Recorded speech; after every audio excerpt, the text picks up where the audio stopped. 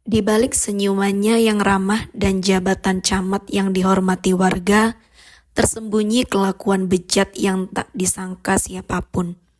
Uang jajan yang ia sebut-sebut ternyata hanyalah umpan untuk menjebak para staf wanita di kantornya.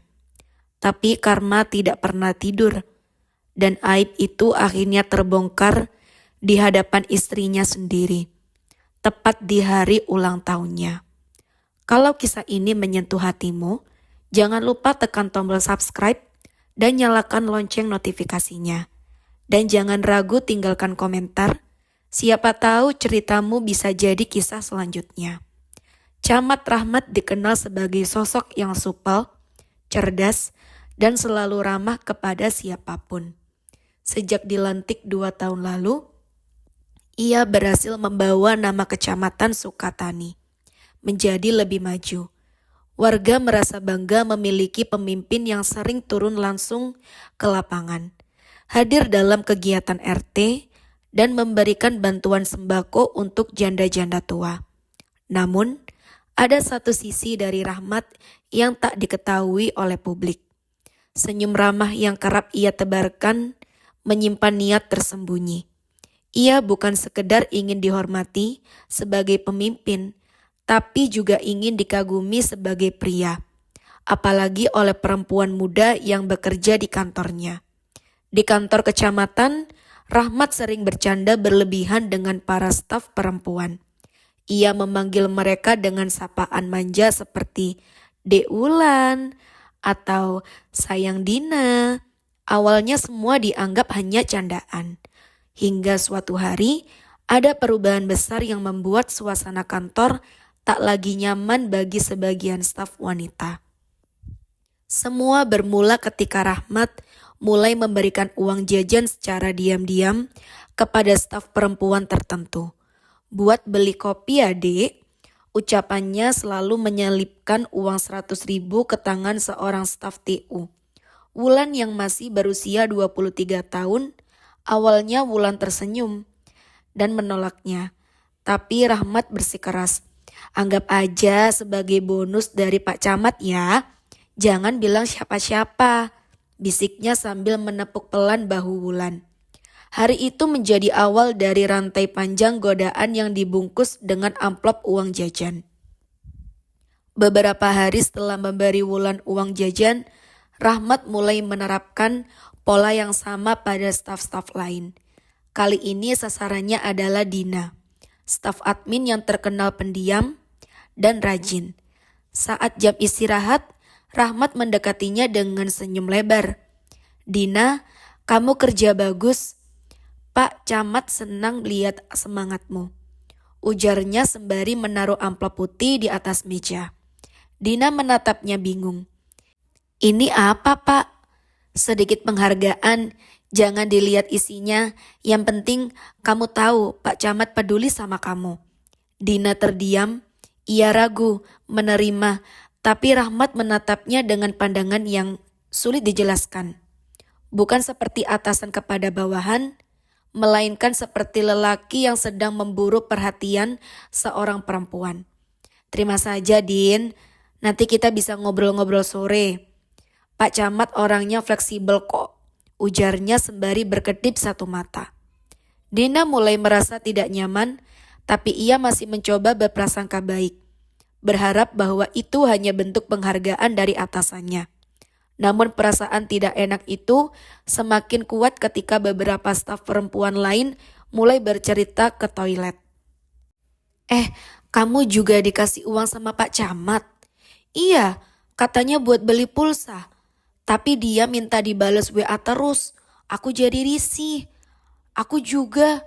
Dia ngajak ketemu di luar kantor, katanya buat makan malam, ngebahas kerjaan. Obrolan itu menyadarkan Wulan, Dina, dan beberapa staf lain bahwa mereka bukan satu-satunya yang diberi uang jajan. Ternyata Rahmat sedang melakukan hal yang sama ke banyak staf perempuan. Dan semuanya dengan gaya dan ucapan yang hampir sama. Uang, senyum, rayuan halus, dan janji-janji manis seolah jadi senjata utama Rahmat dalam menggoda staf-staf mudanya. Dan yang paling membuat gelisah, Belum ada yang berani menolak secara terang-terangan. Karena siapa yang mau menentang seorang camat? Apalagi jika rumor mengatakan bahwa staf yang tidak dekat dengannya akan dimutasi sepihak. Wulan semakin gelisah. Seminggu setelah penerimaan amplop uang jajan dari Pak Camat, kini ia sering dipanggil ke ruangannya secara pribadi. Tanpa alasan jelas, kadang hanya disuruh menyeduh kopi. Kadang diminta membacakan ulang surat edaran yang sebenarnya bisa dibaca sendiri oleh Pak Rahmat. Yang membuat suasana makin tak nyaman adalah pandangan Pak Camat yang mulai meletak di tubuhnya. Bukan di berkas kerja. Wulan, kamu itu cocok kerja di kantor pusat loh. Cantik, cerdas, energik. Kalau kamu dekat sama saya bisa bantu. Ucap Pak Rahmat suatu siang. Sambil menyerahkan 2 lembar uang 100.000 ke atas map kerja Wulan. Wulan menunduk. Ia ingin lari, tapi tak ingin masalah jadi besar. Ia hanya menjawab, "Terima kasih Pak, saya pamit ke ruangan ya." Namun, Wulan bukan satu-satunya. Dina mulai sering dipanggil ke ruangan camat untuk hal-hal kecil. Begitu pula Ayu, staf administrasi pegawai. Semua perempuan muda seolah punya giliran mendekat ke orbit Pak Camat. Suatu sore, Wulan dan Dina duduk bersama di warung kopi dekat kantor. Mereka berbicara pelan, seolah takut membicara dengan didengar angin. "Aku mulai takut, Din. Ini kayak jebakan. Tapi kalau kita nolak, bisa-bisa disingkirkan. Aku juga ngerasa begitu. Tapi kita harus lakukan sesuatu." Keesokan harinya, Dina memberanikan diri mengumpulkan staf perempuan yang merasa digoda atau diberi uang oleh Pak Camat. Ada 6 orang yang mengaku hal serupa.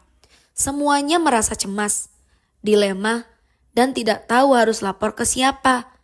Namun mereka tahu satu hal, Rahmat tidak akan berhenti selama semua diam.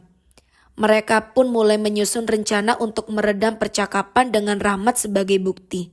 Namun sebelum rencana itu sempat dijalankan, terjadi sesuatu yang menggegerkan. Pada suatu malam, listrik di kantor padam akibat gangguan. Beberapa pegawai lembur, termasuk Ayu. Saat itu hanya ada 2 orang, Ayu dan Pak Camat. Ayu hendak mengambil dokumen di ruang arsip. Tanpa diduga, Rahmat muncul dan memegang pundaknya dari belakang. "Nakutin aja Pak," ucap Ayu, berusaha tertawa. Namun Rahmat mendekat terlalu dekat. "Lagi sendiri? Bagus, biar Pak Camat temani." Ayu langsung menjauh. "Maaf Pak, saya kerja, bukan buat yang lain-lain." Namun sebelum terjadi hal lebih jauh, lampu menyala kembali. Dan yang tidak mereka tahu, kamera CCTV kantor ternyata masih aktif karena memiliki baterai cadangan. CCTV itulah yang menjadi awal dari kehancuran Rahmat. Istri Camat Rahmat, Bu Erna, bukanlah wanita sembarangan. Ia dulunya guru di sekolah menengah favorit, memiliki insting tajam dan hati yang peka. Sejak beberapa bulan terakhir, ia mulai curiga. Rahmat sering pulang lebih malam, ponselnya selalu dalam mode senyap, dan yang paling mencolok, dia makin sering berdandan sebelum ke kantor. Padahal bukan sedang menghadiri acara resmi. "Bang, kok sekarang sering banget kasih uang ke staf ya?" tanya Erna suatu pagi sambil menyiapkan sarapan. Rahmat tersenyum. "Namanya juga pemimpin, nah, harus perhatian sama staf."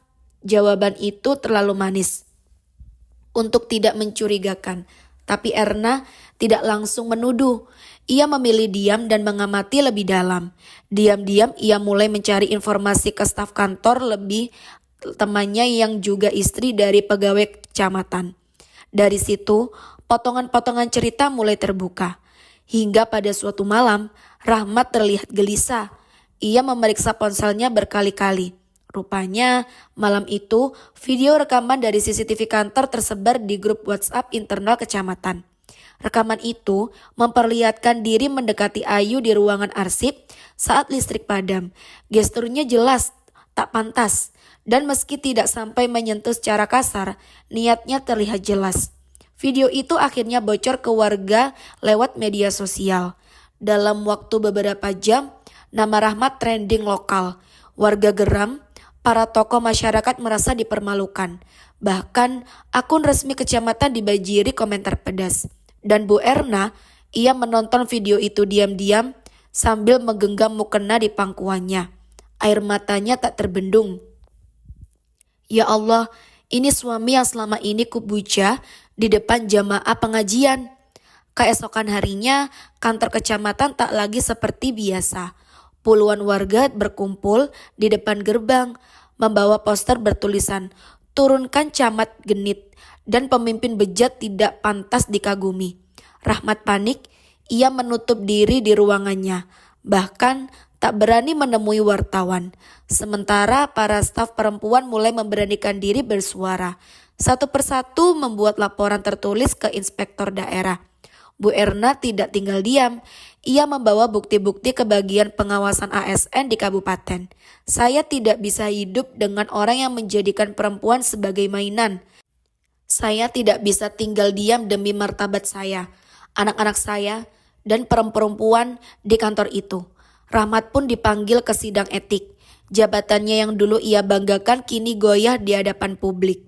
Karma menghantam, camat jatuh terhina, sidang etik berlangsung tertutup. Namun hasilnya terbuka untuk publik. Rahmat dinyatakan melanggar kode etik berat. Ia dicopot dari jabatan dan dipindahkan ke bagian non-struktural tanpa wewenang. Jabatan camat yang dulu diagung-agungkan kini tinggal nama. Ia bahkan tak lagi disapa Pak Camat oleh warga. Wulan, Dina, Ayu, dan para staf lainnya akhirnya merasa lega. Mereka tidak lagi dihantui rayuan dan tatapan menjijikkan. Mereka pun kini dikenal sebagai perempuan-perempuan berani yang melawan pelecehan kekuasaan.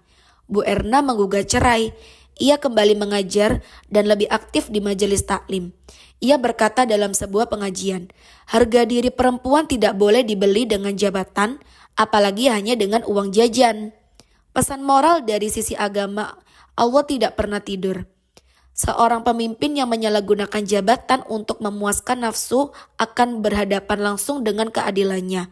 Uang yang tampak seperti hadiah bisa menjadi dosa yang menjatuhkan martabat seorang di dunia maupun di akhirat. Barang siapa yang diberi amanah namun mengkhianatinya, maka ia akan diseret di neraka pada hari kiamat. Kalau kisah ini menyentuh hatimu, jangan lupa tekan tombol subscribe dan nyalakan lonceng notifikasinya. Karena di channel ini, setiap cerita bukan sekedar hiburan, tapi cermin kehidupan. Bantu kami terus berkarya dengan satu klik kecil yang berarti besar. Dan jangan ragu tinggalkan komentar, siapa tahu ceritamu bisa jadi kisah selanjutnya.